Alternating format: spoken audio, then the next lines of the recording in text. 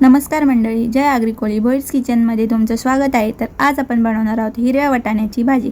तर त्यासाठी आपण साहित्य घेतलेले आहे राई, जिरं, कढीपत्ता, तेजपत्ता, दालचिनी, अद्रक लसूणची पेस्ट, कांदा, टोमॅटो, बटाटा आणि हिरवे वाटाणे आपण भिजवून घेतलेले आहेत। तर चला बनवूया आपली हिरव्या वाटाण्याची भाजी। सर्वप्रथम एका कढईमध्ये आपल्याला तेल टाकून घ्यायचं आहे। त्यानंतर त्या तेलामध्ये आपण कढीपत्ता, राई, जिरं टाकून घेऊयात आणि मग ह्यात आपण टाकूयात तेजपत्ता आणि दालचिनी। तर तेजपत्ता आणि दालचिनी टाकून झाल्यानंतर आपण यात घालणार आहोत अद्रक लसूणची पेस्ट। त्यानंतर घालूयात आपण चिरलेला कांदा। कांदा आपल्याला लालसर होईपर्यंत तेलावरती शिजवायचा आहे। त्यानंतर आपण यात घालूयात टोमॅटोसुद्धा आपल्याला तेलावरती छान प्रकारे शिजून घ्यायचा आहे। मग आपण यामध्ये घालूयात आपले मसाले म्हणजेच 3 चम्मच मसाले आपल्याला तेलावरती छान प्रकारे शिजवून घ्यायचे आहेत। मग यात आपण घालूयात तरीचा मसाला 1 चम्मच, हळद अर्धा चम्मच।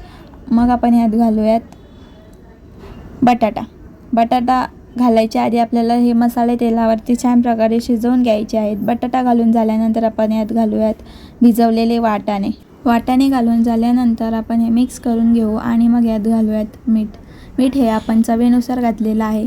आता आपण एक कुकर घेऊया आणि त्या कुकरमध्ये टाकूयात थोडं तेल आणि हिंग। त्यानंतर आपण जे कढईमध्ये भाजी घातली तीच आपण कुकरमध्ये शिजवण्यासाठी ठेवणार आहोत, कारण वाटाणे शिजायला वेळ लागतो। कुकरमध्ये वाटाणे पटकन शिजून होतात। तर अशा प्रकारे आपले कुकरमध्ये वाटाणे शिजून झालेले आहेत। तर आपण हे कढईमध्ये पुन्हा टाकूयात आणि यात टाकूयात गरम